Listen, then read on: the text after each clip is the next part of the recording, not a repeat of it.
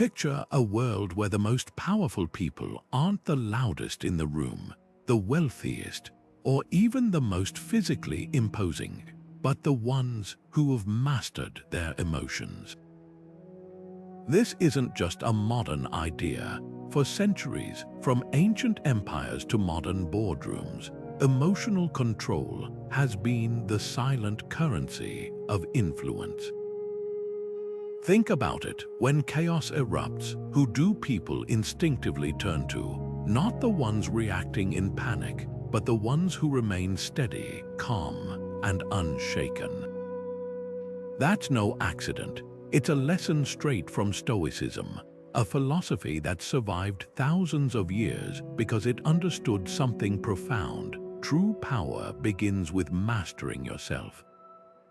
Marcus Aurelius, the Roman emperor who ruled an empire with the mind of a philosopher, put it simply: you have power over your mind, not outside events. Realize this and you will find strength. And that strength, it doesn't just change individuals, it shapes societies. Now, imagine what happens when entire groups, leaders, thinkers, even communities treat emotional resilience as a skill to hone rather than a weakness to hide. Stoicism teaches us that emotions aren't the enemy, they're the raw material for clarity and action. The Stoics didn't suppress feelings, they trained themselves to respond with intention, turning every setback into a chance to practice wisdom. And here's the surprising twist: that kind of mastery doesn't isolate you. It amplifies your influence, because when you're not swayed by every passing storm, people notice. They trust you, they follow you. History shows us this again and again, from the serenity of a leader navigating a crisis to the quiet confidence of someone who refuses to be rattled by gossip or greed. Emotional control isn't about being cold or detached, it's about being unshakably present. And that's a form of power no title or wealth can buy. So why does this matter now more than ever? Because we live in a world that's constantly pulling us in 1,000 directions, demanding reactions, feeding off outrage, and rewarding impulsiveness. But Stoicism offers a different path, one where emotional mastery becomes your compass, not your cage. Over the course of this video, we'll explore how this ancient philosophy turned self-discipline into a tool for personal freedom and social influence. You'll see how the Stoics anticipated the challenges we face today, and how their strategies can help you navigate a world that often feels designed to distract and destabilize. This isn't just about history or theory, it's about reclaiming a skill that's been prized by everyone from emperors to entrepreneurs. And by the end, you won't just understand emotional resilience. You'll see it for what it truly is, the quietest, most underestimated form of power in any room. Stoic emotional mastery isn't about locking away your feelings or pretending they don't exist, it's about learning to navigate them with intention. Think of it like sailing. The wind and waves aren't your enemies, but if you don't adjust your sails, you'll be at their mercy. The Stoics understood this better than anyone. Epictetus, a former slave who became one of history's most influential philosophers, drew a line between what we can control and what we can't. Some things are up to us, he wrote, and some things are not. Our opinions, our actions, our responses, those are ours to command. But external events, other people's choices, even our own initial emotional reactions, those are like the wind. We can't stop them from coming, but we can choose how to move through them. This is where modern misunderstandings creep in. Stoicism isn't emotional suppression, it's emotional clarity. Picture a leader in a high-stakes negotiation. The pressure is crushing, deadlines loom, and the other side is playing hardball. The untrained mind might react with panic or aggression, but the Stoic approach is different. They acknowledge the stress, the frustration, maybe even the fear, but they don't let those feelings steer the ship. Instead, they pause, they ask, what's truly within my power here? The answer isn't to control the other side's demands or erase the tension. It's to control their own focus, their next move, their words. That shift from reacting to responding is where real influence is born. History is full of moments where this distinction changed everything. Take the Roman general Scipio Africanus, who faced a mutiny among his own troops. Anger would have been justified, even expected, but instead of lashing out, he calmly addressed his soldiers, not with threats, but with reason. He didn't ignore the problem. He mastered his own impulse to meet chaos with more chaos. The result, the mutiny dissolved. His authority wasn't enforced, it was earned. That's the paradox of Stoic emotional mastery. By refusing to be ruled by emotions, you don't become less human. You become more persuasive, more resilient, more capable of shaping the world around you. And in power-driven societies, that quiet discipline is the ultimate leverage. The Stoics weren't teaching detachment from life, they were teaching engagement on wiser terms. When Epictetus said, "It's not what happens to you, but how you react that matters," he wasn't dismissing pain or joy. He was pointing to the space between stimulus and response, that critical moment where choice lives. Today, that space feels narrower than ever. Notifications hijack our attention, algorithms prey on our impulses, and outrage is often rewarded more than restraint. But the Stoic reminder is timeless. Power isn't just about moving the world. It's about not letting the world move you. Consider Seneca, the philosopher who served as advisor to Nero, one of Rome's most volatile emperors. History remembers Nero for his cruelty and excess, but Seneca's legacy is one of restraint. In a court where power was often seized through brutality, Seneca wielded influence differently. He wrote, "A sword never kills anybody, it is a tool in the killer's hand." His point, power isn't inherently destructive, it's the emotional state behind it that determines its use. While Nero's rages alienated allies and sparked rebellions, Seneca's ability to remain composed in the face of tyranny allowed him to temper the emperor's worst impulses for a time. The lesson here isn't just about ancient politics, it's about the quiet authority that comes when you refuse to meet chaos with more chaos. Now contrast Seneca with emperors like Caligula, whose unchecked emotions became his downfall. When Caligula felt slighted, he didn't strategize, he retaliated. Paranoia led to purges, whims dictated state funds, and by the end, even his guards turned against him. The difference between these rulers wasn't intelligence or ambition. It was emotional discipline. Marcus Aurelius, ruling decades later, faced invasions, plagues, and betrayals, yet his journals reveal a man who saw adversity as training. The impediment to action advances action, he wrote. What stands in the way becomes the way. Where Caligula saw threats, Aurelius saw opportunities to practice virtue. One ruled through fear, the other through resolve. This split still plays out today. Think of a modern workplace where one manager explodes under pressure while another stays focused, turning setbacks into solutions.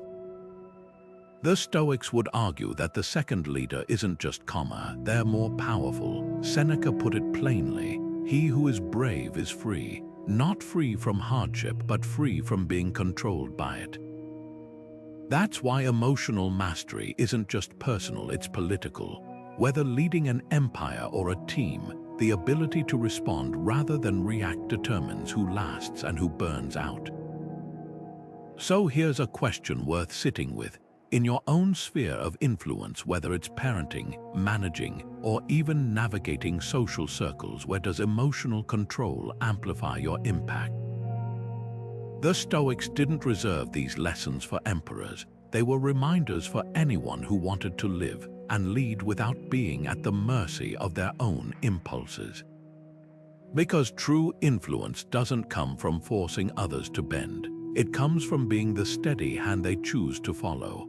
Imagine walking into a high-stakes meeting where tensions are running high.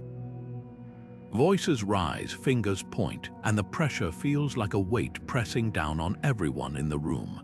Then there's that one person, maybe it's the CEO, a senior colleague, or even a junior team member who stays composed. They don't interrupt, they don't match anger with anger. Instead, they listen, pause, and respond with deliberate calm. In that moment, something remarkable happens. The room shifts, people lean in. Their words carry weight not because they're the loudest, but because they're the steadiest. This isn't just good manners, it's social currency in action. The Stoics called it hegemonikon, the ruling faculty of the mind. Today, we might call it emotional intelligence, but the principle is the same. When you master your emotions, you don't just control yourself, you influence how others see you. Take the story of a tech executive who faced a public relations disaster when a product launch failed spectacularly. Competitors pounced, media outlets piled on. Investors demanded answers, the easy reaction, defensiveness, blame shifting, panic. Instead, she gathered her team and said, "We own this, now how do we fix it?" No tantrums, no excuses, just clarity. That restraint didn't just salvage the company's reputation, it cemented her leadership. Her team followed suit, focusing on solutions rather than finger-pointing. Within months, they'd not only recovered but gained market share. Why? Because in a world where emotional reactions are the norm, discipline stands out. The Stoic philosopher Musonius Rufus put it bluntly, "What's the first mark of a wise person? Not needing to appear wise." In other words, when you stop performing emotions and start mastering them, people notice. Not because you're trying to impress them, but because you're no longer at the mercy of every passing storm. This principle scales beyond the boardroom. Think of politicians who have weathered scandals or activists who have faced backlash. The ones who endure, who turn critics into allies, aren't the ones who lash out or crumble. They're the ones who respond with measured words and unshaken purpose. Nelson Mandela, imprisoned for 27 years, walked out not with bitterness, but with a vision for reconciliation. He understood what the Stoics taught centuries earlier. Your emotional response shapes your reputation more than your circumstances ever could. Perception, after all, isn't about what happens to you, it's about how you frame it. Now consider your own life. Where might emotional composure change the game for you? Maybe it's in negotiations where patience outmaneuvers pressure. Or in conflicts where a pause diffuses tension instead of escalating it. Even in everyday interactions, how you handle criticism, setbacks, or even casual disagreement, emotional discipline doesn't just protect your peace. It builds trust, and trust in any sphere is the foundation of real influence. The Stoics didn't see this as manipulation. They saw it as integrity in action. When your emotions align with your principles, you're not just respected, you're relied upon, and in a world hungry for steady hands, that's a currency that never loses value. There's a dangerous myth that reacting quickly, especially in moments of conflict, shows strength. But history tells a different story. Take the Roman Emperor Commodus, who inherited a stable empire from his father, Marcus Aurelius, only to unravel it through impulsive rage.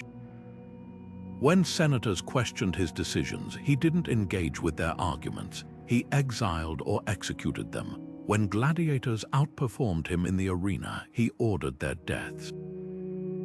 Each outburst might have felt like dominance in the moment, but over time they eroded trust, fueled rebellions, and ultimately led to his assassination. Commodus didn't lose power because he lacked authority. He lost it because he couldn't control his reactions. This is the illusion of reactivity, the belief that speed equals control. Epictetus saw through it 2,000 years ago. When you're offended by someone's words, he warned, remember it's your own opinion that's upsetting you, not theirs. In other words, the sting of an insult or the heat of a provocation isn't in the event itself, it's in our unchecked response to it. Modern psychology echoes this.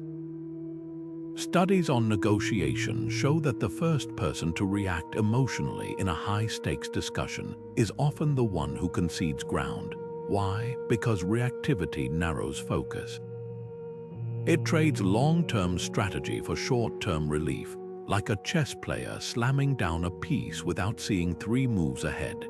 Now imagine a leader who understood this trap, someone like Queen Elizabeth I during the Spanish Armada crisis.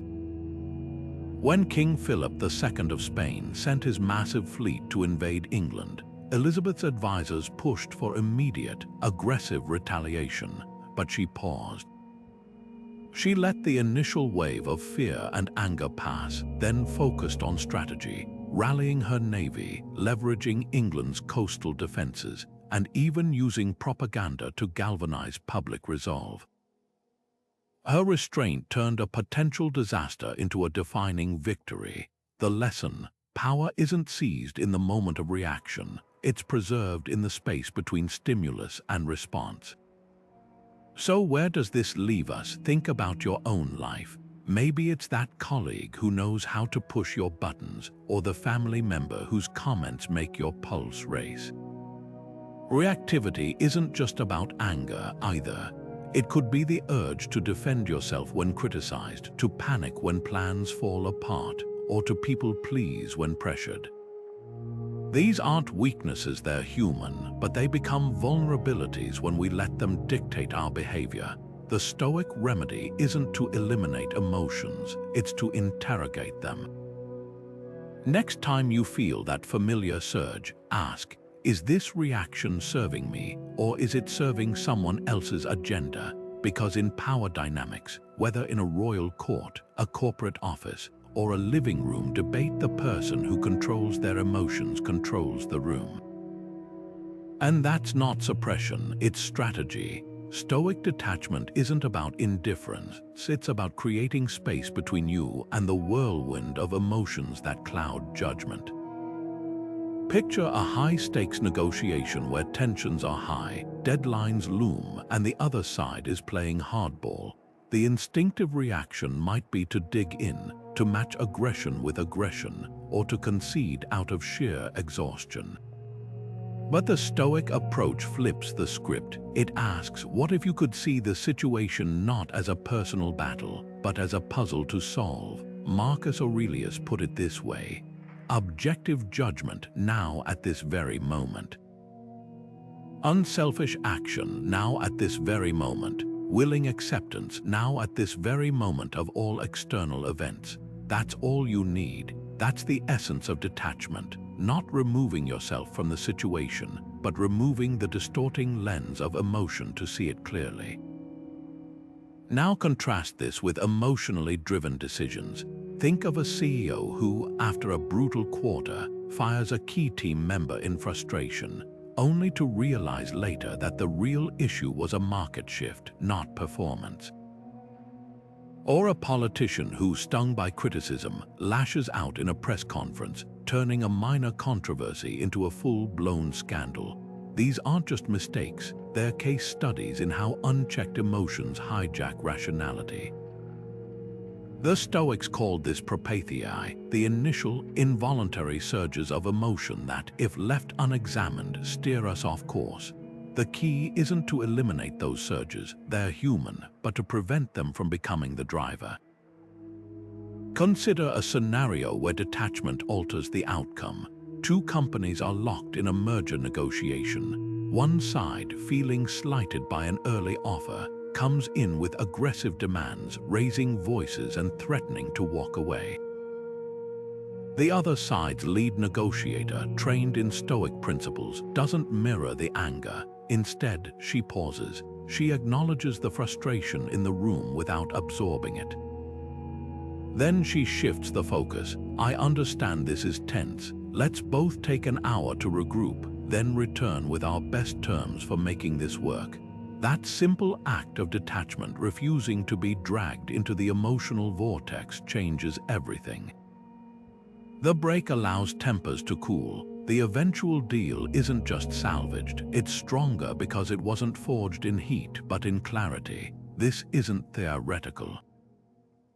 History is full of leaders who thrived not because they felt less, but because they chose not to be ruled by what they felt. George Washington, facing near mutiny from his troops at Valley Forge, didn't respond with fury or despair. He listened, then calmly presented facts, their shared sacrifice, the bigger picture of the revolution. His detachment didn't weaken his authority, it cemented his men's trust. Similarly, when the Stoic philosopher Seneca was unjustly exiled by Emperor Claudius, he didn't spend years railing against the injustice. He wrote letters on resilience, cultivated his philosophy, and eventually returned to Rome more influential than ever. The takeaway: detachment isn't passivity. It's the art of responding from principle, not impulse. In a world that glorifies quick reactions and emotional authenticity, Stoicism offers a counterintuitive truth. Sometimes the most powerful move isn't to meet fire with fire, but to let the flames burn out while you keep your eyes on the horizon. Because when the dust settles, the people who kept their heads aren't just remembered, they're the ones who shape what comes next. There's a reason silence unnerves us. In a room full of shouting voices, the person who stays quiet often holds the most power, not because they have nothing to say, but because they refuse to waste their words. Seneca, the Stoic philosopher who navigated the treacherous court of Nero, called silence a weapon of the strong. He didn't mean muteness or evasion. He meant the discipline of withholding speech until it carries weight. Think of a heated debate where someone interrupts, talks over others, or scrambles to fill every pause. Now imagine the person who listens intently, then speaks only when their words cut through the noise. That's not passivity, it's precision. History's most effective leaders understood this. Take the story of a tech CEO whose company faced a public scandal. Reporters swarmed, demanding answers. Investors panicked. Instead of rushing to defend or deflect, she paused publicly. For days, she said nothing, not a tweet, not a press release. While critics called it cowardice, her team used the silence to investigate, strategize, and craft a response that didn't just address the crisis but reframed it. When she finally spoke, her words weren't reactive, they were deliberate. The result: the narrative shifted from blame to solutions. Her silence wasn't emptiness. It was a lever. This isn't just about avoiding careless speech. The Stoics saw silence as training for discernment. Epictetus, born a slave, taught his students to ask 3 questions before speaking. Is it true? Is it necessary? Is it kind? If any answer was no, the words weren't worth the breath. Modern research backs this up.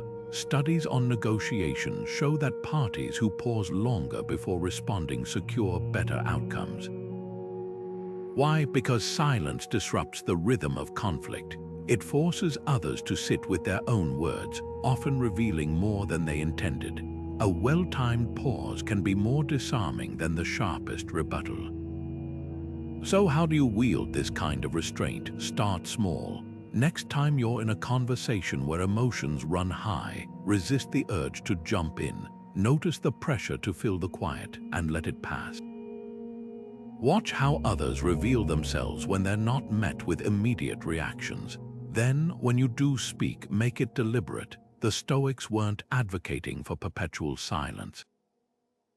They were teaching the art of timing, because when you're not constantly broadcasting your thoughts, people lean in to hear them, and in that space between words, influence grows.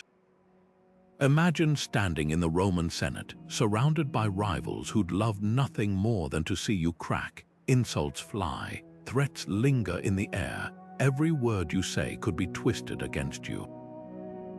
This was daily life for Cato the Younger, a Stoic statesman whose unshakable composure became legendary. When opponents mocked him, he didn't bristle. When they spread rumors, he didn't dignify them with outrage. Instead, he practiced what the Stoics called premeditatio malorum, the premeditation of evils. Before entering the Senate, he'd visualize the worst-case scenarios: slander, humiliation, even violence. By confronting these possibilities in advance, he stripped them of their power to surprise or control him. The result, his enemies' provocations didn't just fail to rattle him, they made him appear untouchable. This technique isn't ancient history. It's a blueprint for handling modern hostility, whether in boardrooms, social media, or family disputes. Negative visualization isn't about pessimism, it's about inoculation. Think of it like a vaccine for emotional turmoil. You expose yourself to small doses of adversity in your mind, so when the real thing hits, you're prepared. A manager facing a toxic colleague might ask, what's the worst they could say or do? How would I respond? By rehearsing calmly in advance, they avoid being hijacked by adrenaline in the moment. The Stoics knew something neuroscience now confirms. The brain struggles to distinguish between vividly imagined scenarios and real ones. Train your mind with intention, and your reactions follow suit. Cato's resilience wasn't passive endurance, it was active defiance. During a pivotal vote, his political enemies physically dragged him from the Senate floor to silence him. Instead of fighting back or collapsing in frustration, he walked straight back in and resumed speaking as if nothing had happened. His indifference to their theatrics exposed their desperation. Modern workplaces have their own versions of this dynamic: the co-worker who interrupts to derail your presentation, the boss who undermines you in meetings. React with visible frustration and you hand them control. Respond with detached focus and you reveal their tactics as petty. The message isn't, I won't engage with you. It's, you're not worth engaging with. Now consider the opposite approach. How many careers have been derailed by a single heated email or an impulsive outburst caught on camera? The difference between Cato and those who crumble under pressure isn't temperament, it's training. Seneca wrote, "The bravest sight in the world is to see a great man struggling against adversity." But that struggle happens long before the crisis, in the quiet moments where we rehearse our principles. When a client blindsides you with unfair criticism, or a competitor spreads misinformation, the Stoic question isn't how dare they. It's what did I expect? So here's a challenge. Next time someone tries to provoke you, whether with a snide comment, a public slight, or outright sabotage, pause. Ask yourself, did I see this coming? If not, why not? Then picture yourself responding not with anger, but with amused detachment, like an adult watching a child's tantrum.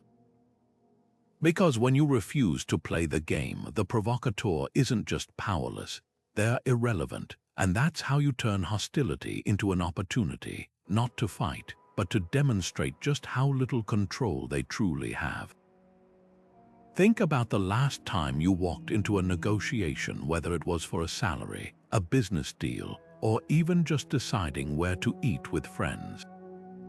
What gave you the upper hand? Was it your ability to out-argue the other side, or something deeper? The Stoics would argue that real leverage comes from a surprising place, not from pushing harder, but from seeing clearer.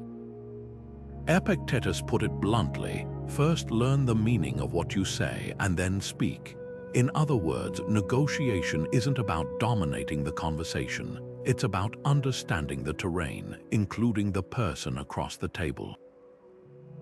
History offers a masterclass in this. Take the Peace of Westphalia in 1648, which ended the brutal 30 Years' War. Negotiators from warring nations didn't storm into the room with ultimatums. They spent years listening, reframing demands, and separating raw emotion from underlying interests. the French delegation, led by a cardinal who'd studied Stoic principles, famously refused to react when insults were hurled their way.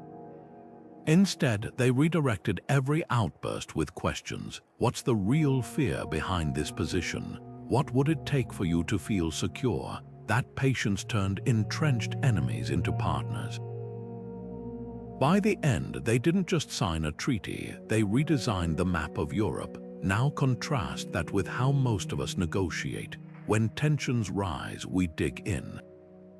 We confuse stubbornness with strength, but the Stoics recognized a paradox. The more emotionally invested you are in winning, the less clearly you see the exit routes.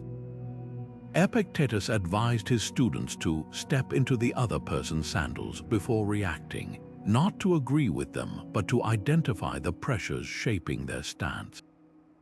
A modern salesperson might call this finding the pain point, but the Stoics framed it as emotional discipline. If you can't separate your own frustrations from the facts, you'll miss opportunities hidden in plain sight. Here's where this gets personal. Recall a time when emotions torpedoed a deal for you. Maybe you walked away from a job offer because the hiring manager rubbed you the wrong way, or you overpaid for a car just to beat the salesman. The regret afterward isn't just about the outcome, it's about realizing you were your own worst obstacle. The Stoic remedy: practice detachment before you need it.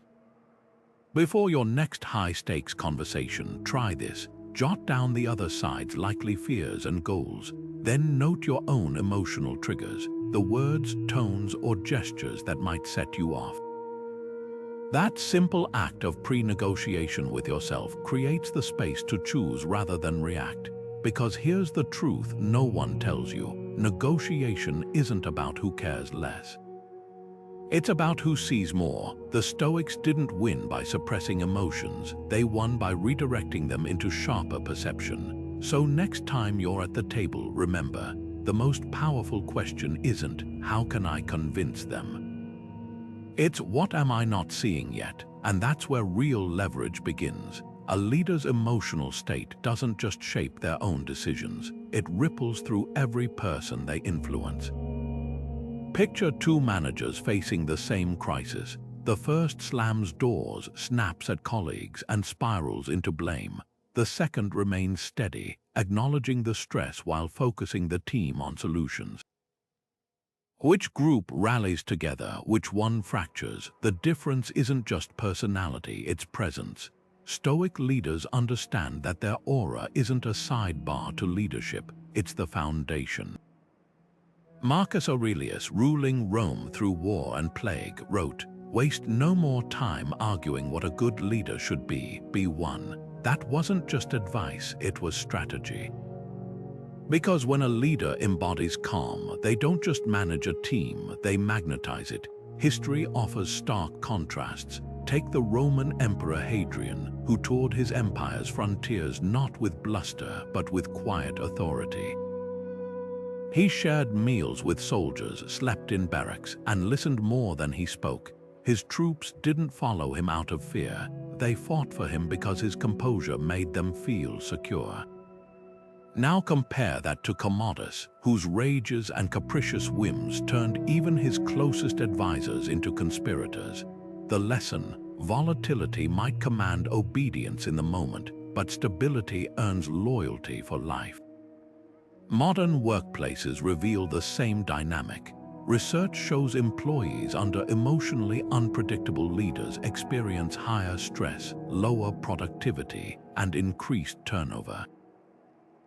Meanwhile, teams led by steady hands report higher trust, creativity, and willingness to go the extra mile. The Stoics would nod knowingly. Leadership isn't about controlling others.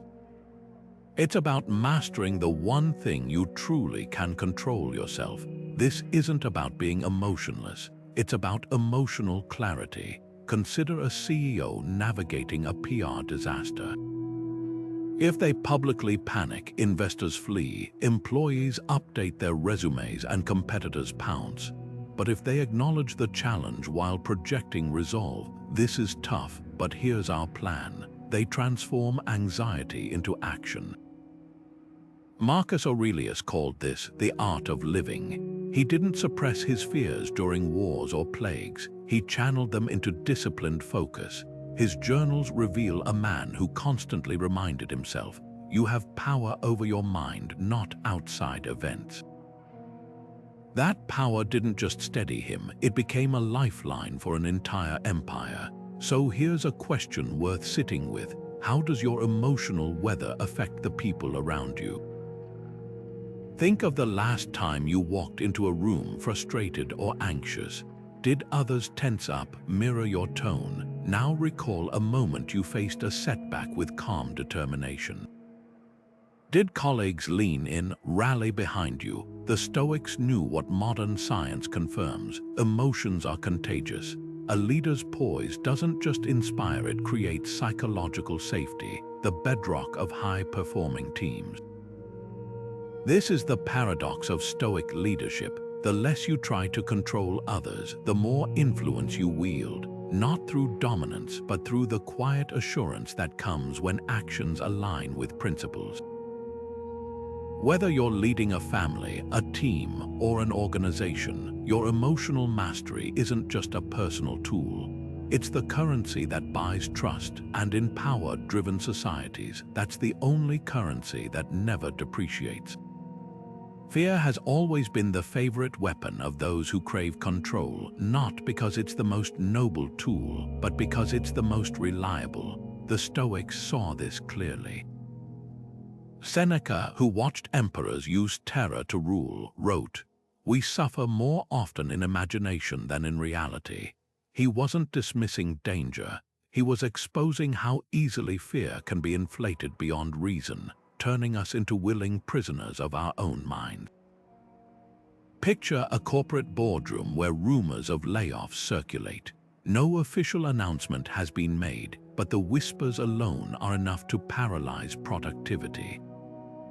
Employees second-guess every decision, avoid risks, and compete ruthlessly for favor, not because the threat is real, but because the idea of the threat has been weaponized.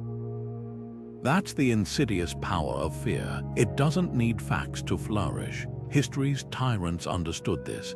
Caligula didn't just execute rivals, he made spectacles of their deaths, ensuring witnesses would carry tales of his cruelty back to the masses.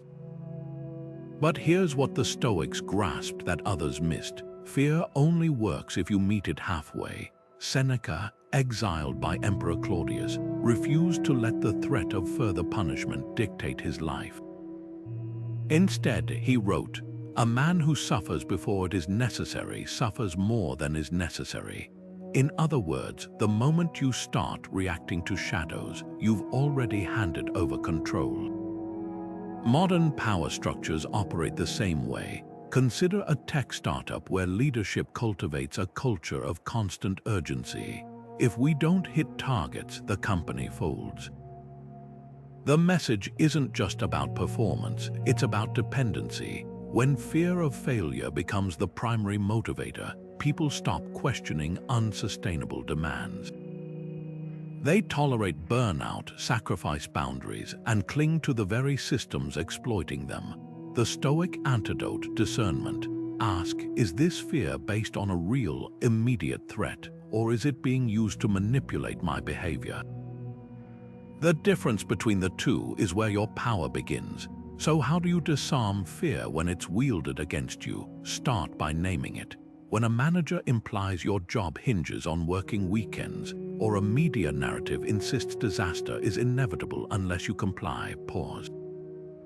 Separate the possibility from the probability. Seneca practiced this daily, writing, "What you're afraid of is mostly just noise. Noise can't hurt you unless you let it drown out your reason."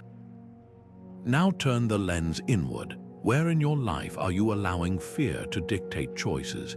Maybe it's staying in a toxic role because the market's tough, or avoiding a difficult conversation because it might backfire. The Stoics wouldn't call that caution, they'd call it surrender, because when you master fear, you don't just free yourself, you expose the hollow machinery of control. And that's the one thing power structures never want you to see.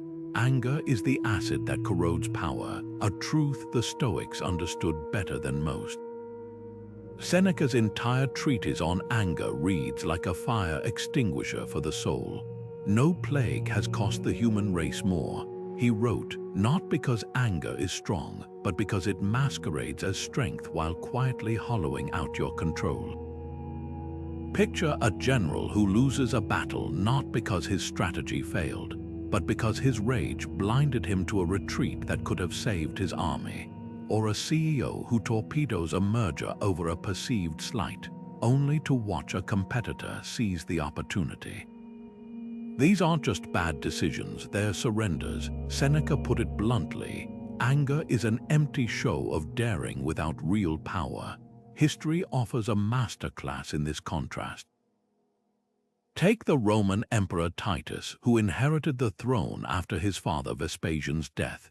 Facing accusations of corruption from senators who'd opposed his rise, he didn't purge his critics or retaliate. Instead, he invited his chief accuser to dinner, listened to his concerns, and even appointed him to high office. The result? His detractors became allies, and his reign is remembered as one of Rome's most harmonious. Now flip the script to Emperor Caracalla, who murdered his own brother in a fit of jealousy, then spent his rule paranoid and isolated, executing real and imagined threats until his own guards assassinated him. One leader channeled frustration into diplomacy, the other let it burn down his empire.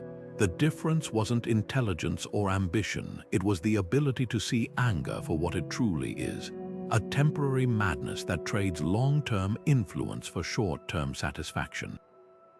Modern psychology confirms Seneca's warning. Studies show that outbursts of anger don't command respect, they erode trust. A manager who screams at employees might secure compliance in the moment, but they also breed resentment, passive aggression, and attrition. Meanwhile, leaders who address conflicts with measured clarity, acknowledging the emotion without being hijacked by it, find their words carry far more weight.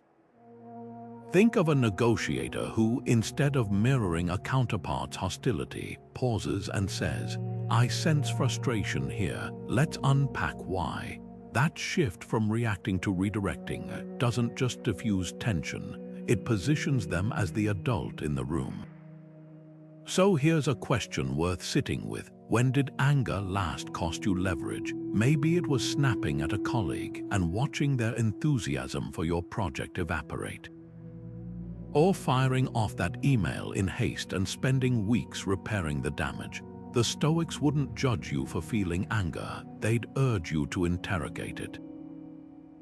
Ask, what does this emotion want me to do? And is that action truly serving my goals? Because every time you let anger dictate your behavior, you're not asserting control. You're surrendering it to the person who provoked you, to the circumstance that upset you, even to the part of yourself that values catharsis over strategy. The Stoic alternative isn't bottling up rage. It's recognizing anger as a signal, not a solution. Like a check engine light, it's telling you something needs attention, but slamming the dashboard won't fix the problem. Seneca's remedy was simple but brutal: delay. When you feel anger rising, he advised, force your first reaction to be silence. Wait before speaking.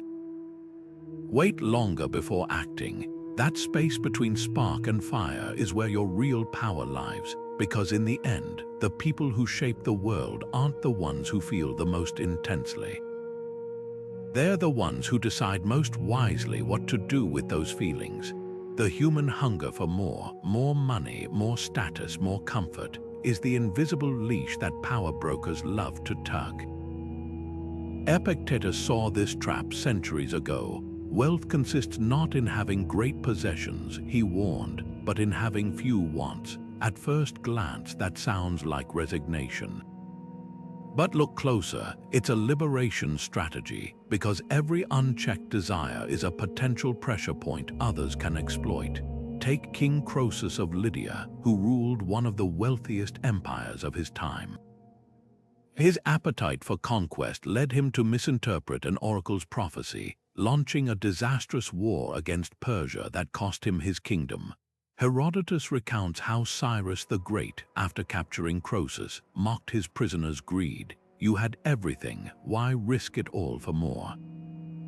The answer: Croesus wasn't just chasing territory. He was enslaved by his own ambition, and Cyrus knew exactly how to manipulate that. This isn't ancient history. Modern influence peddlers play the same game. Think of the corporate recruiter dangling a corner office to extract unpaid overtime, or the social media algorithm feeding your fear of missing out to keep you scrolling. The mechanism is identical. Identify what people crave, then control access to it. Epictetus's remedy was radical simplicity.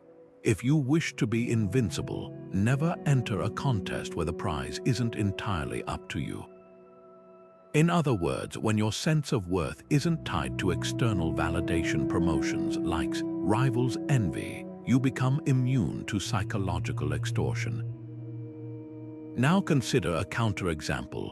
Cincinnatus, the Roman farmer who was twice given absolute power to lead Rome through crises, and twice voluntarily returned to his plow. While others schemed for permanent authority, his indifference to power ironically made him Rome's most trusted leader.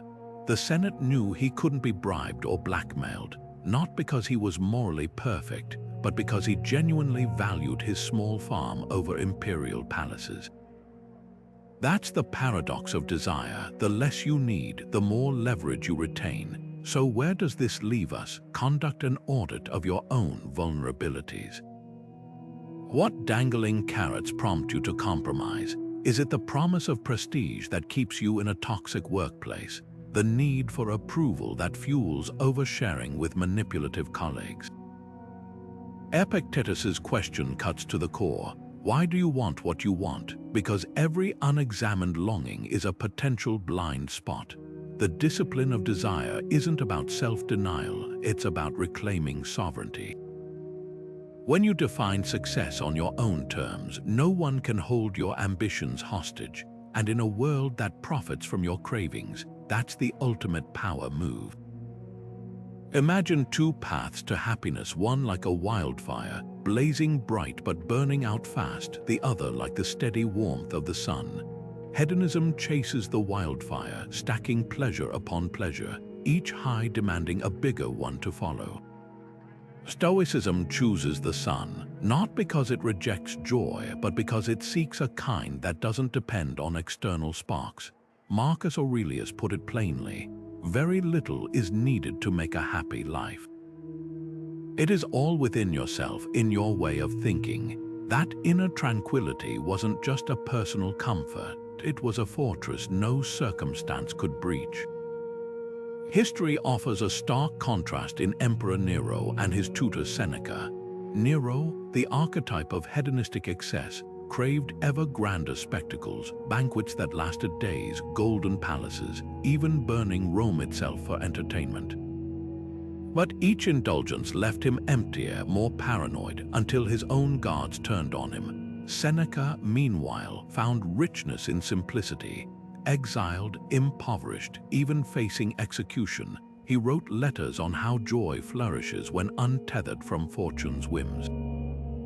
Nero's pleasures were transactional, requiring constant replenishment. Seneca's contentment was renewable, drawn from a source no emperor could confiscate. Modern culture often conflates pleasure with power, the idea that those who enjoy the most must be winning. But look closer. The executive who burns through wealth on status symbols often feels poorer than the artist who finds wonder in a morning walk. The influencer chasing viral highs crashes harder after each hit. Stoic joy isn't about scarcity, it's about sovereignty. Epictetus, born into slavery, taught that freedom isn't determined by external chains, but by internal alignment. No one is free who is not master of themselves. Consider two leaders facing scandal. The hedonist panics, scrambling to protect luxuries that define their worth, losing sleep over reputation, stock prices, lost invitations. The Stoic acknowledges the storm, then anchors in what remains within their control: integrity, adaptability, perspective. One shrinks under pressure, the other discovers resilience they didn't know they had. That's the real power of Stoic joy. It turns adversity into proof of concept. So here's an invitation: redefine fulfillment for yourself, not as a checklist of acquisitions or achievements, but as an internal compass. When Marcus Aurelius wrote, "The happiness of your life depends upon the quality of your thoughts," he wasn't dismissing life's sweetness, he was pointing to its source. Pleasure is a visitor, contentment is a home, and in a world that constantly sells you new desires, building that home within yourself isn't just serenity, it's the ultimate rebellion. There's a subtle power in knowing what not to react to, a skill the Stoics called apatheia, or strategic indifference. It's not apathy in the modern sense. It's the deliberate choice to reserve your energy for battles that actually matter. Epictetus, the philosopher who transformed his enslavement into a lesson on inner freedom, put it bluntly: if someone succeeds in provoking you, realize that your mind is complicit in the provocation. In other words, the insult only stings if you agree to let it. Consider the diplomat who walks into a tense negotiation where the other side opens with personal jabs, comments about their accent, their stature, even their intelligence. The easy reaction: fire back, defend, prove them wrong. But the Stoic move: silence. Not the silence of weakness, but the silence of a chess player who refuses to chase a pawn when the queen is still in play. History remembers leaders like Franklin Roosevelt, who endured relentless mockery for his polio-induced paralysis, yet never dignified his critics with a response. By ignoring the slings and arrows, he didn't just deny his opponents satisfaction, he revealed their pettiness to everyone watching. This isn't just about restraint, it's about redefining the battlefield. Think of a colleague who constantly nitpicks your ideas in meetings. Engaging every time trains them to expect your reaction, like feeding a stray cat that keeps scratching your door. But when you stop rising to the bait, something fascinating happens. Their words lose currency. The Stoics knew this. Marcus Aurelius wrote, "The best revenge is to be unlike him who performed the injury." In other words, the less you react, the more you expose the emptiness of their provocation. Now apply this to your own life. What minor grievances could you afford to ignore? The neighbor's passive-aggressive comments about your lawn, the relative who always scoffs at your career choices, the online troll whose sole mission is to rattle you. Strategic indifference isn't about suppressing anger. It's about recognizing that some conflicts aren't worth your dignity. Every time you refuse to engage, you're not losing ground, you're reclaiming it, because in the end, the person who controls the terms of the fight controls the fight itself. And that's a power no petty slight can touch. Every leader faces moments when the ground shifts beneath them, when a single misstep can spiral into catastrophe. Seneca, the Stoic philosopher who navigated the volatile court of Nero, offered a counterintuitive strategy. Premeditation of evils lessens their impact when they arrive. This wasn't pessimism, it was mental armor. Picture a CEO whose company suddenly faces a viral scandal, a defective product harming customers, leaked emails showing unethical decisions, or a social media firestorm. The untrained mind might panic, scrambling for cover or lashing out defensively, but the Stoic leader has already walked this path in their mind. They've rehearsed the worst-case scenarios long before the crisis hits. Take the case of a pharmaceutical executive whose company discovered a life-saving drug had unexpected side effects. Instead of downplaying the issue or hiding behind lawyers, she immediately halted production, addressed the public with transparency, and personally met with affected families. Her apology wasn't scripted by PR teams, it echoed the sincerity of someone who'd already contemplated failure. Later, she revealed her secret. For years, she'd practiced Stoic, negative visualization, mentally rehearsing crises so she could respond with clarity rather than react with fear. The result, while the incident cost millions, it cemented her reputation as a leader who put ethics before profits. This practice isn't just for corporate titans. Imagine you're a small business owner and a key client suddenly pulls out, or a parent facing a family emergency, or an artist whose work is publicly ridiculed. The principle remains the same. Adversity doesn't introduce new weaknesses, it exposes the ones you haven't prepared for. Seneca's advice cuts deeper than mere contingency planning. It's about emotional inoculation. By regularly visualizing setbacks, job loss, health scares, public humiliation, you strip them of their power to paralyze. The goal isn't to dwell on darkness, but to walk through it with your eyes open, so when reality strikes, you're not blindsided. Here's how to apply this today. Set aside 10 minutes this week to ask, what's the worst that could reasonably happen in my role? Play it out in vivid detail. How would you communicate? Who would you rely on? What principles would guide your choices? The exercise isn't about inviting disaster, it's about reclaiming agency. Because when you've already stood in the fire of your imagination, real sparks lose their power to burn. And that's the difference between leaders who crumble under pressure and those who turn crises into defining moments. The storm tests the mast, but the sailor who's already tied the knots doesn't fear the wind. Time doesn't just pass, it teaches. The Stoics understood this better than most, treating patience not as passive waiting, but as active wisdom. Marcus Aurelius, ruling an empire perpetually on the brink of crisis, wrote, "Time is a river of passing events, and strong is its current." He wasn't lamenting the flow of time. He was reminding himself to stand firmly in its current, letting urgency wash past him without being swept away. Picture two leaders facing rebellion. One reacts instantly, sending troops to crush dissent without understanding its roots. The other waits, listens.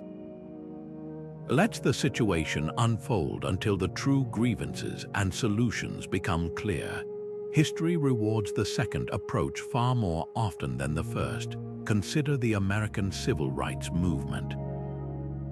When protesters faced fire hoses and police dogs in Birmingham, the visceral reaction might have been to escalate, to meet violence with violence. But Martin Luther King Jr., who studied Stoic principles, chose restraint. He knew that rushing into retaliation would undermine the moral high ground. By letting the world witness oppression in real time, he turned brutality into a strategic liability for his opponents. The Stoics would have recognized this playbook. Sometimes the most powerful action is inaction, not because you're hesitating, but because you're allowing time to expose truths that haste would obscure. Now contrast this with the downfall of Napoleon. After his disastrous invasion of Russia, he could have regrouped, rebuilt, and waited for a more favorable moment to reassert power.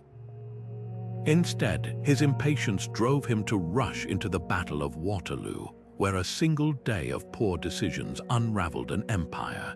The lesson: emotional decisions made in the heat of the moment often ignore the long game. Marcus Aurelius saw this trap coming. You don't have to turn this into something. It doesn't have to upset you. In other words, not every provocation deserves your immediate attention, and some don't deserve any at all.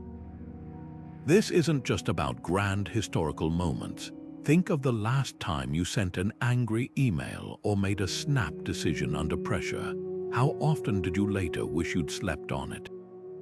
The Stoics practiced what Seneca called nocte delibere, deliberating by night. Before making major choices, they'd intentionally delay until morning, when emotions had cooled and perspective returned.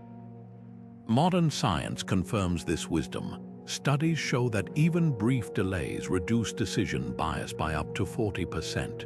Your midnight epiphany might feel urgent, but daylight reveals its flaws.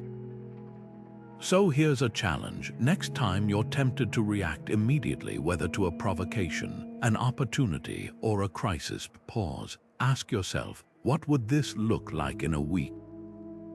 A year, the Stoics didn't avoid action, they avoided reaction, because when you master time, you're no longer racing against it, you're letting it work for you. And in a world that prizes speed over sense, that's the ultimate edge. We've all seen it, the tweet that sparks a firestorm, the comment section devolving into chaos, the viral outrage that burns hotter with every share. In the digital age, emotions spread faster than facts, and the loudest voices often drown out the wisest. But 2,000 years ago, a former slave named Epictetus offered a radical alternative. If someone speaks badly of you, it's their problem, not yours. The harm comes only if you react. That's not just philosophical comfort, it's a survival manual for the modern attention economy. Take the case of a journalist who found herself at the center of a social media mob after a single sentence from her article was taken out of context. The outrage was immediate, calls for her firing trended, threats flooded her inbox, the instinctive response, defend, clarify, or fire back. Instead, she did something unexpected. She waited. For 3 days, as the storm raged, she said nothing publicly. Then, when the noise began to die down, she posted a measured thread explaining her intent not as a rebuttal, but as an invitation to dialogue. The result, the same voices that had vilified her now praised her composure. The controversy didn't vanish, but her restraint transformed it from a spectacle into a conversation. This is the Stoic secret to navigating digital outrage. Recognize that most online fury isn't about you. It's about the person projecting their own frustrations onto a convenient target. Epictetus put it bluntly, when a dog barks at you, do you bark back? Modern platforms thrive on turning us into reactive animals, rewarding snap judgments and punishing nuance. But emotional mastery flips the script. Imagine logging on after a provocation and asking, what would happen if I didn't engage, not out of fear, but strategy? The angrier the mob, the more power you reclaim by refusing to play its game. History's greatest communicators understood this. When Abraham Lincoln received vicious personal attacks in the press during the Civil War, his advisors urged him to respond. He famously replied, "If I stopped to answer every criticism, I'd have no time for my real work." That's not indifference, it's prioritization. Today, our real work might be creative projects, meaningful relationships, or personal growth. Every minute spent wrestling with trolls is a minute stolen from what truly matters. So here's the challenge. Next time you're tempted to post in anger, pause. Open a note on your phone instead. Write your raw reaction, then close the app. Revisit it in 24 hours. You'll often find the urge has passed, or worse, that your words would have poured gasoline on a fire that didn't need fuel. The Stoics didn't avoid conflict, they chose their battles wisely. In a world designed to hijack your emotions, that's not just wisdom, it's rebellion. True power often hides in unexpected places, like the willingness to say, "I was wrong." Seneca, the Stoic philosopher who advised emperors, saw this clearly. Confession of errors is like a broom that sweeps away dirt and leaves the surface brighter than before. At first glance, vulnerability seems like the opposite of strength. But look closer. When a leader admits a mistake with purpose, they don't lose authority, they redefine it. Picture a CEO addressing shareholders after a failed product launch. One version storms offstage, blaming market conditions. Another stands firm. we misjudged our customers' needs. Here's how we'll fix it. The first leaves rumors swirling. The second commands respect, not despite the failure, but because of how they own it. History offers a masterclass in this paradox. Take the 1982 Tylenol crisis, when 7 people died from poisoned capsules. Johnson & Johnson's CEO didn't minimize the tragedy or shift blame. He recalled every bottle nationwide, costing millions but saving the company's reputation. Contrast that with executives who have doubled down on cover-ups, like the automotive leaders who hid safety defects to avoid recalls, only to face greater scandals when the truth erupted. The difference isn't just ethics, it's strategy. Seneca warned, "A fault concealed is twice committed." The initial error might be forgivable, the lie that follows rarely is. This isn't about performative humility. Strategic vulnerability requires discernment. A general admitting tactical errors to troops builds trust. Revealing doubts mid-battle breeds chaos. The Stoics called this prosouch mindful attention to what serves the greater good. Imagine a project manager who tells their team, "I pushed this timeline too hard." Let's recalibrate. That honesty doesn't weaken their position, it strengthens collaboration. Studies on workplace psychology confirm this. Teams under leaders who admit faults report higher innovation and problem solving. Why? Because vulnerability, when intentional, creates psychological safety.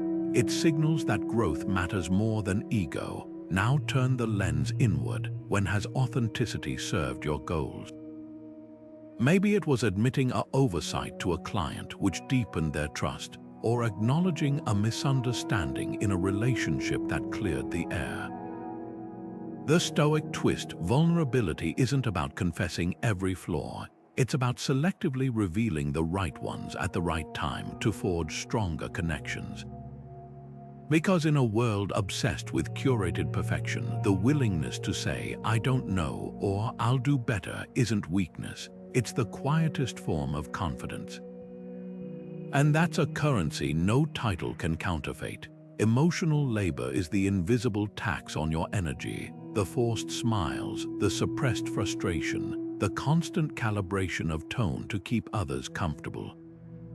It's the barista who endures rude customers without flinching, the nurse who comforts anxious families while managing her own exhaustion, the call center worker repeating the same script with unwavering patience. At first glance, Stoicism's call for emotional control might seem like just another demand to suck it up, but dig deeper and you'll find something radically different. Marcus Aurelius, who shouldered the immense emotional labor of ruling an empire, wrote, "You must do what nature demands, act without hesitation, speak without artifice." This wasn't about silencing emotions, it was about aligning them with purpose. Take the story of a flight attendant who faced a passenger screaming over a delayed bag.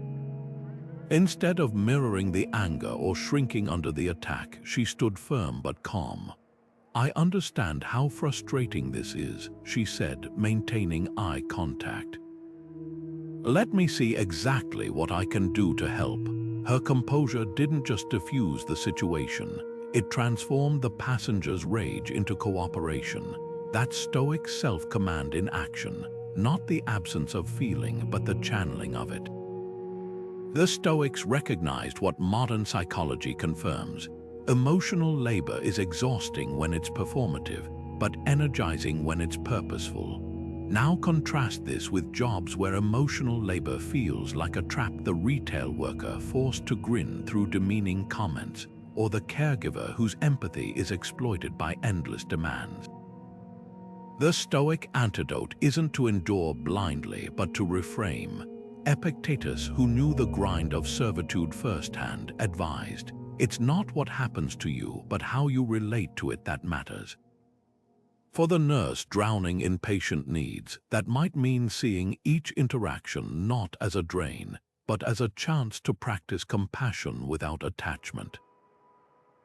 For the teacher managing chaotic classrooms, it could mean viewing discipline as a skill to hone rather than a battle to win. The key distinction: emotional labor becomes corrosive when it's driven by external pressures. I have to be nice or I'll get fired. But when it's rooted in internal values, I choose kindness because it reflects who I am, the dynamic flips. That's why Marcus Aurelius reminded himself daily, what's in your control? Your actions, your judgments, your commitments. What's not? Everything else. The barista who smiles because she takes pride in her craft, not because corporate policy demands it, isn't just serving coffee. She's practicing agency. So here's the challenge. If your role requires emotional labor, where can you reclaim ownership? Maybe it's setting subtle boundaries with draining clients, or finding meaning in small moments of connection. The Stoics didn't preach endless self-sacrifice, they taught discernment. Because when you stop seeing emotional labor as something done to you and start seeing it as something you choose, exhaustion gives way to something far more powerful: dignity. And in a world that often treats emotional labor as an infinite resource, that shift isn't just survival, it's rebellion. Boundaries aren't walls, they're the invisible lines that tell the world how you expect to be treated. Epictetus, the Stoic philosopher who transformed his enslavement into a lesson on inner freedom, put it bluntly: it's not what happens to you, but how you respond that defines you. And that response starts with knowing where you draw the line. Picture a Roman general besieging a city. The defenders could surrender, fight to the death, or negotiate terms. But the moment they let the enemy dictate their choices without resistance, they've already lost. The same principle applies to personal power. Every time you permit someone to cross a boundary without consequence, you're not being patient, you're training them to ignore your limits. History offers a masterclass in this through the reign of Queen Elizabeth I. When her advisors pressured her to marry for political alliance, a demand that would have ceded control of her throne to a foreign king, she didn't explode in anger or cave to their demands. She played a longer game, with a mix of strategic delays, witty deflections, and occasional firm refusals. She maintained her autonomy while keeping suitors and allies guessing. Her famous line, "I have the heart and stomach of a king," wasn't just bravado. It was a boundary. She would rule on her terms, not theirs. By refusing to let others define her role, she turned her singleness from a liability into a symbol of strength. Modern power dynamics work the same way. Think of the executive who lets a toxic colleague monopolize meetings with interruptions. At first, it seems easier to tolerate the rudeness than to confront it. But each time they stay silent, they signal that their time, and by extension, their authority, is negotiable. Contrast that with a leader who calmly says, "I'd like to finish my point," then resumes speaking without waiting for permission. No aggression, no drama, just a quiet reinforcement of expectations. The Stoics called this prohesis, the act of choosing what you will and won't accept, regardless of external pressure. Now consider your own life. Where have you allowed others to set the terms for you? Maybe it's the friend who always cancels plans last minute, or the client who treats your deadlines as optional. Every unenforced boundary is a silent concession of power. Epictetus's question cuts to the core. Why are you still permitting this? Not to shame, but to awaken. Because the moment you decide what you'll no longer tolerate, you reclaim the leverage you didn't realize you'd surrendered. And in a world that tests limits constantly, that's not just self-respect, it's strategy. Multitasking is the great lie of modern productivity, a myth that drains our focus and fractures our emotional clarity. Seneca saw this 2,000 years ago when he wrote, "To be everywhere is to be nowhere." He watched his peers flit between banquets, business deals, and political intrigues, mistaking motion for progress. The result, a life spread so thin it left no room for depth.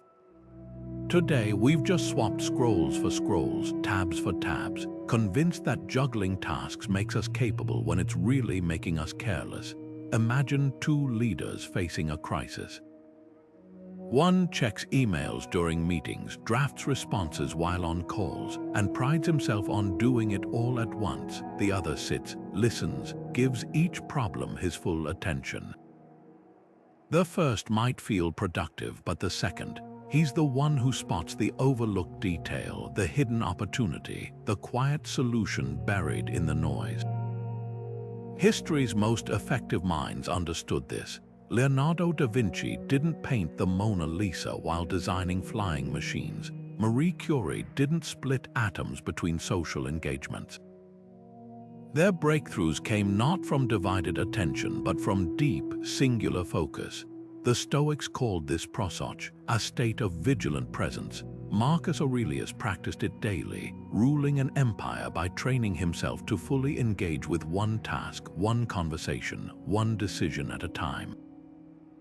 Compare that to the downfall of Napoleon at Waterloo, where his divided focus trying to micromanage troops while ignoring vital battlefield shifts cost him everything. Distraction isn't just inefficiency, it's a vulnerability. Now consider the modern workplace where constant notifications fracture concentration into fragments. Studies show it takes an average of 23 minutes to fully regain focus after an interruption. That's not multitasking, it's paying a tax on every switch. A CEO reviewing financial reports while half listening to a presentation isn't saving time. They're sacrificing depth for the illusion of speed. Contrast that with a leader who silences her phone during strategic sessions, or a surgeon who tunes out all distractions until the procedure is complete. Their power comes not from doing more things poorly, but from doing fewer things exceptionally. So here's the challenge for one day: refuse the myth. When you eat, just eat. When you listen, just listen. When you work, close every tab but one. At first, it will feel unnatural, like slowing down a speeding train. But by day's end, you'll notice something strange. The tasks you dreaded took less time when you gave them your full attention. The conversations you half heard before now reveal insights you'd missed. Seneca warned that a scattered mind is its own punishment, but a focused mind, that's where clarity and real power begins. There's an unexpected weapon in the Stoic arsenal, one that disarms opponents, diffuses tension, and reveals mastery without a single harsh word: humor.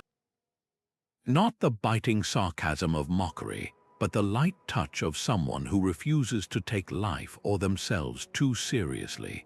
Marcus Aurelius, the philosopher-emperor who carried the weight of an empire on his shoulders, wrote, "When you wake up in the morning, tell yourself, the people I deal with today will be meddling, ungrateful, arrogant, dishonest, jealous, and surly. They are like this because they cannot tell good from evil." But here's the twist: he didn't say this with bitterness. There's almost a chuckle beneath the words, as if he's shaking his head at the cosmic joke of human nature. That's Stoic humor in action, recognizing absurdity without being consumed by it. Consider a modern politician faced with a hostile question during a debate. Instead of bristling or launching a counterattack, she smiles and says, "Well, that's one way to look at it, if you're standing on your head."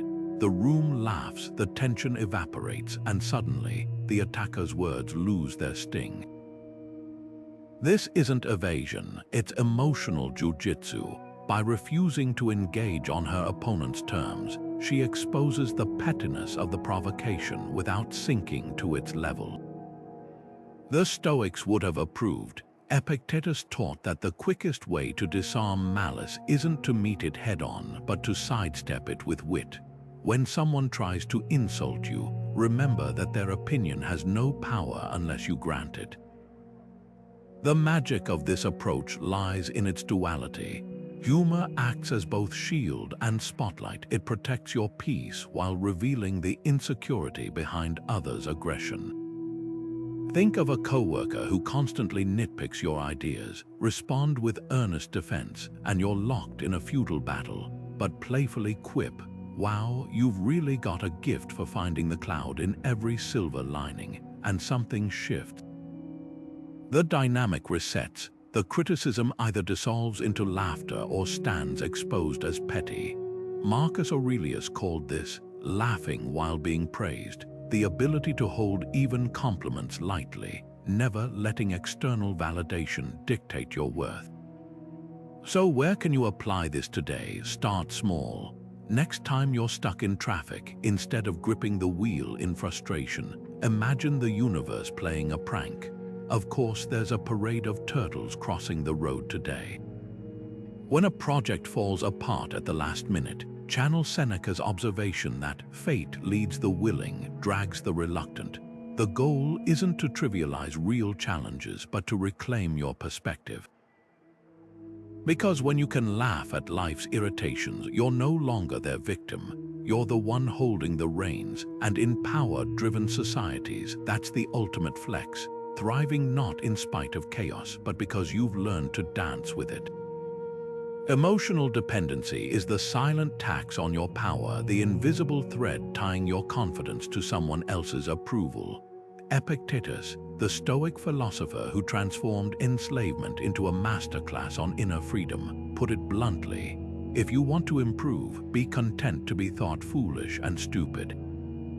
That's not just resilience, it's liberation. Because the moment you outsource your sense of worth to titles, likes, or the fickle opinions of others, you've handed them the keys to your stability.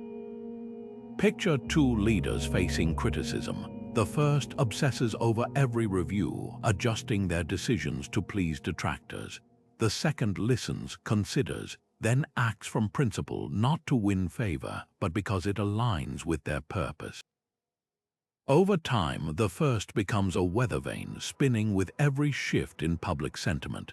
The second, a compass. History reveals this divide in stark relief. Take the Roman Emperor Tiberius, whose paranoia over Senate approval drove him to exile or execute perceived critics, eroding his authority until he ruled through terror rather than trust. Contrast that with George Washington, who stepped down after 2 terms despite widespread calls to remain, a move that cemented his legacy not because it pleased the crowd, but because it honored his values. The difference wasn't charisma or strategy, it was emotional self-sufficiency. Epictetus saw this trap coming. Work to maintain your own clear judgment. Your ruler is the one who can offer or withhold whatever you desire. In other words, if your happiness depends on external validation, you'll always be at the mercy of whoever holds that reward. Modern power structures thrive on this dependency. Social media algorithms feed on your craving for likes, conditioning you to trade authenticity for engagement. Corporate cultures dangle promotions as carrots, rewarding conformity over conviction. Even personal relationships can become power plays when you silence your needs to preserve harmony. The cost: a gradual erosion of agency.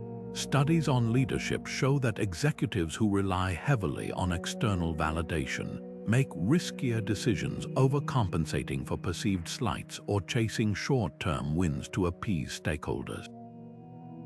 Meanwhile, those grounded in intrinsic metrics principles, long-term vision consistently outperform them in crisis management and innovation. So here's the challenge: audit your own emotional ledgers. Where are you handing over too much power? Is it the boss whose praise you anxiously await? The social circle whose approval dictates your choices? The online audience that shapes your self-worth?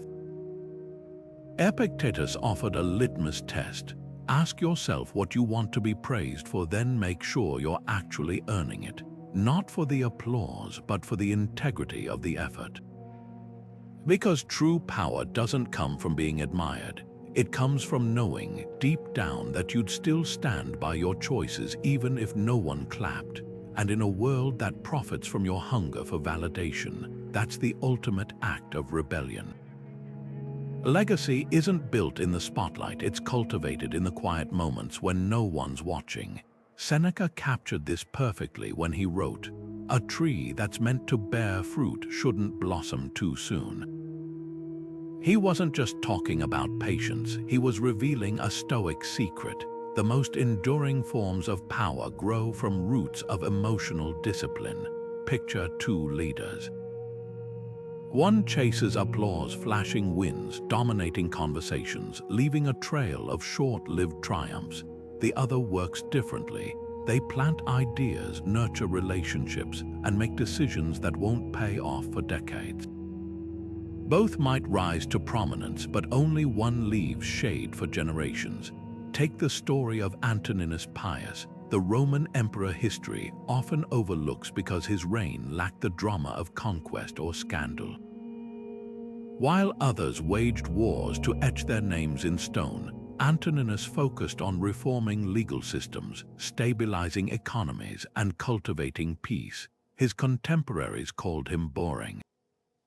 But centuries later, historians recognize his quiet stewardship as the glue that held Rome together during a pivotal transition. Compare that to the flashy tyrants whose statues were toppled within years of their deaths.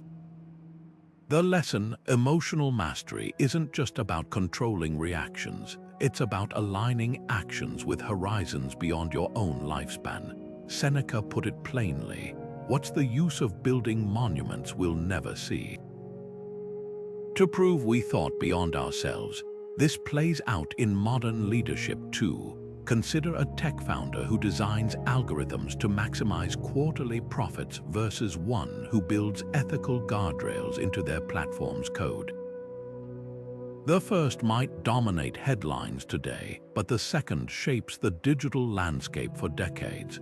Or think of a teacher who invests in a struggling student's confidence rather than chasing test scores.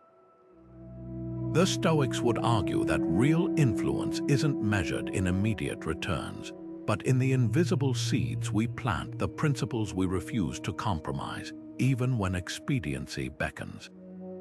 Marcus Aurelius journaled about this daily, reminding himself that the fruit of this life is a good character and acts for the common good, not applause.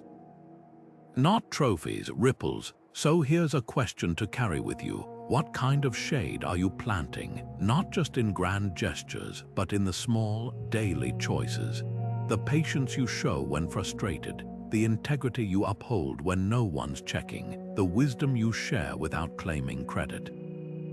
The Stoics knew something our hustle culture often forgets. The loudest voices fade fastest, but the ones who master their emotions, who act with eyes on a distant horizon.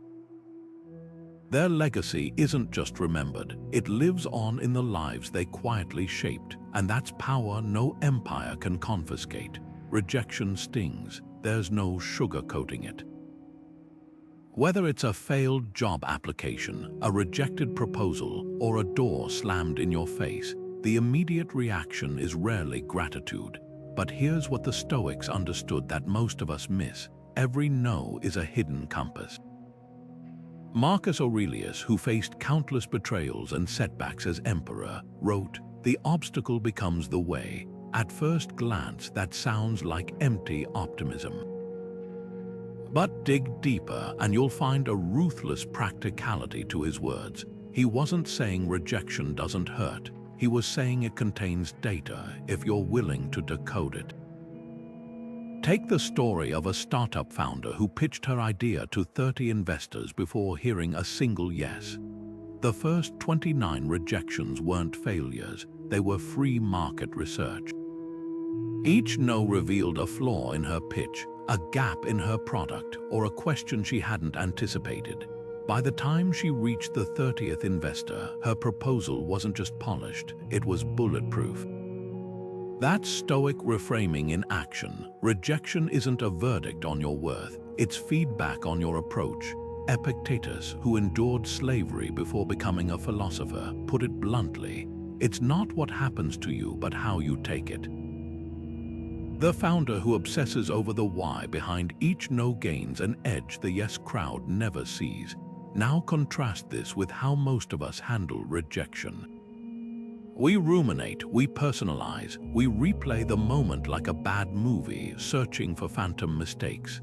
The Stoics would call this wasted energy. Seneca, exiled by Emperor Claudius, didn't spend his banishment wallowing.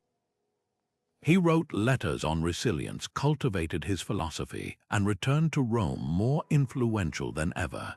His secret: he treated rejection as a forced pivot, not a permanent defeat. Modern psychology backs this up. Studies show that people who view setbacks as temporary and specific, this pitch failed versus I'm a failure, rebound faster and perform better long term. So here's a challenge. Think of a no that altered your trajectory. Maybe it was a college rejection that led you to a better fit school, or a relationship ending that freed you for something deeper. The Stoics would argue that these weren't roadblocks, they were reroutes. When Marcus Aurelius said, "What stands in the way becomes the way," he wasn't offering a motivational poster. He was revealing a tactical truth. The most resilient people aren't immune to rejection. They're just better at mining it for clues, because every no that doesn't break you becomes a signpost pointing you toward the yes that actually fits. We cling to control like a life raft in a storm, convinced that if we just grip tighter, plan harder, or worry more, we can steady the waves. But the Stoics saw through this illusion with brutal clarity. Epictetus, the philosopher who transformed his enslavement into a masterclass on inner freedom, drew a line in the sand. Some things are within our power, while others are not. Our opinions, our actions, our responses, those are ours to command. The weather, other people's choices, even the outcomes of our best-laid plans, those belong to the universe. The moment we confuse the two, we hand over our peace to forces we can never truly govern. Take the modern micromanager, obsessively tracking every email, rewriting subordinates' reports, and panicking when meetings don't follow their exact script. They mistake frenzy for control, burning out their teams and themselves. Contrast that with the leader who focuses on what they can shape: their preparation, their communication, their ability to adapt when plans inevitably shift. When a project derails, the micromanager rages against the disruption. The Stoic leader asks, "What's the next right move?" One fights the current, the other adjusts their sails. History's most resilient figures, from explorers like Ernest Shackleton to entrepreneurs like Steve Jobs, shared this trait. They poured energy into their responses, not into demanding the world cooperate. Here's the paradox: the more we try to control externals, the weaker we become. Like a general who insists every soldier follow his exact footsteps, we exhaust ourselves policing the uncontrollable while neglecting the terrain we can command: our mindset, our ethics, our resilience. Marcus Aurelius, ruling an empire plagued by wars and plagues, journaled this reminder: you have power over your mind, not outside events. Realize this, and you will find strength. His power didn't come from pretending he could stop every barbarian raid or cure every illness. It came from his unwavering focus on how he met those challenges.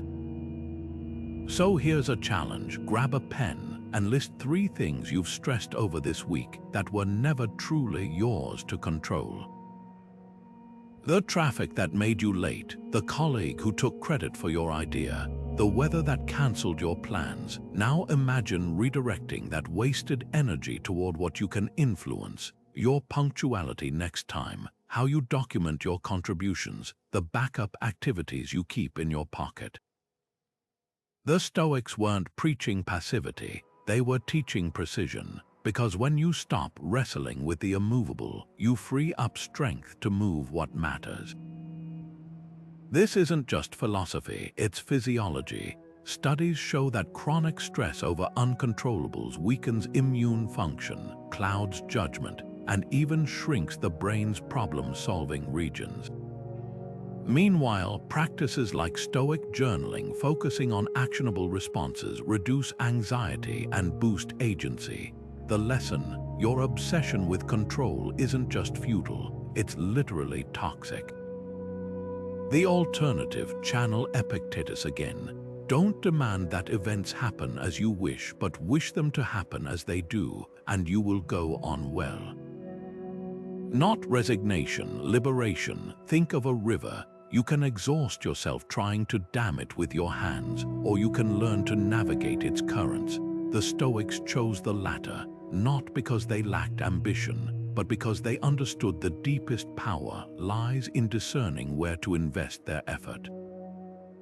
And in a world that glorifies busyness over effectiveness, that discernment isn't just wisdom, it's rebellion. Every morning, before the world demands your attention, there's a quiet space where you can fortify your mind, and the Stoics knew this better than anyone. Marcus Aurelius began his days with a simple ritual. He'd sit with his journal and remind himself of the challenges ahead, not to dread them, but to prepare.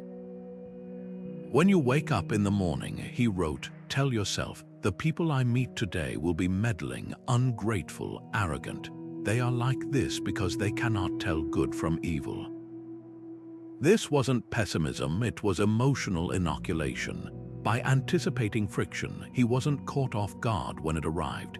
Imagine starting your day with that same clarity, not hoping for smooth seas, but steeling yourself to navigate any storm. Seneca took it further with his evening practice. As dusk fell, he'd revisit the day's events in what he called his evening audit. He'd ask himself 3 questions. What did I do well today?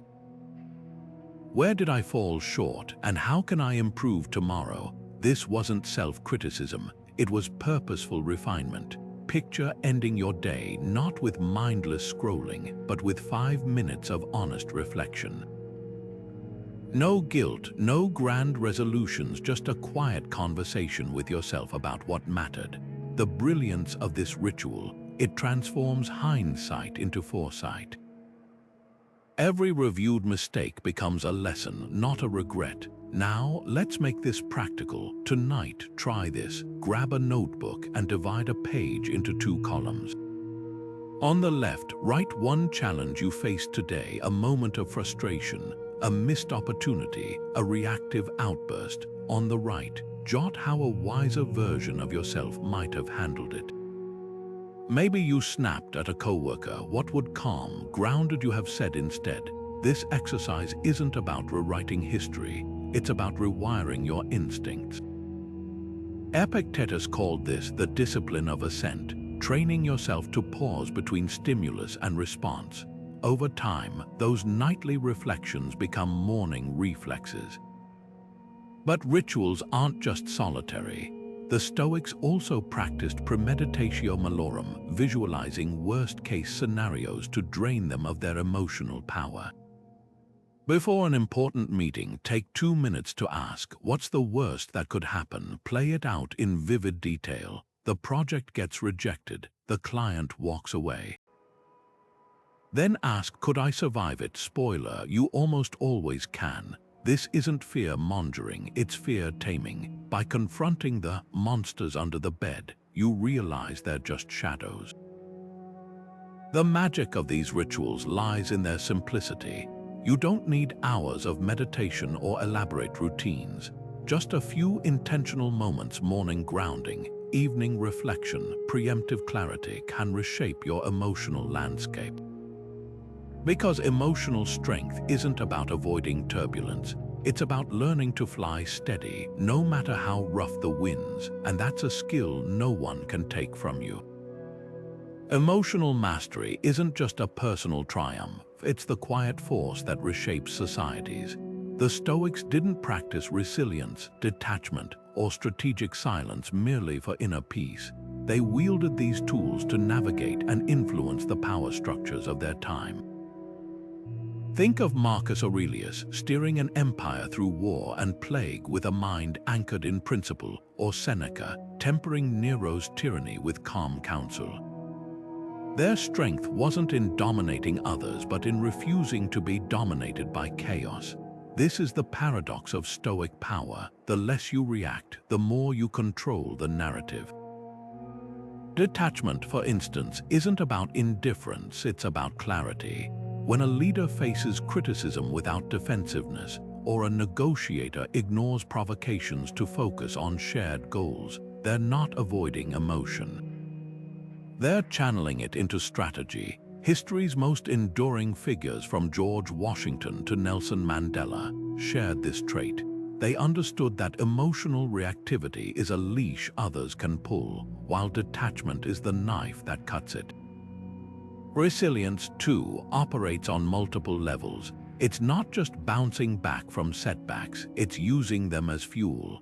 Consider the entrepreneur who treats rejection as market research, or the activist who turns opposition into momentum.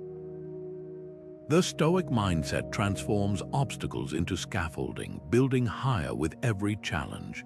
Then there's strategic silence, the art of saying nothing to say everything. In a world that equates loudness with authority, the ability to withhold words is a superpower.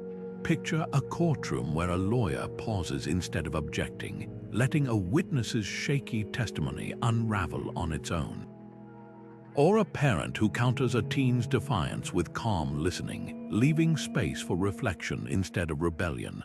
Silence isn't passive, it's a spotlight that exposes others' haste or insecurity. The Stoics knew this. Epictetus taught that the fastest way to disarm an insult is to refuse its delivery. So where does this leave us? Marcus Aurelius wrote of the inner citadel, a fortress of mind no external force can breach. That citadel isn't built in a day. It's crafted through daily choices, pausing before reacting, questioning desires, and remembering that power isn't taken, it's demonstrated. This week, pick one Stoic tool to test. Maybe it's letting a minor slight pass without comment, or reframing a setback as training, and ask yourself which principle resonates most. Is it the freedom of detachment, the grit of resilience, or the weight of silence? Because the real measure of these ideas isn't in their ancient wisdom, it's in how they shape your modern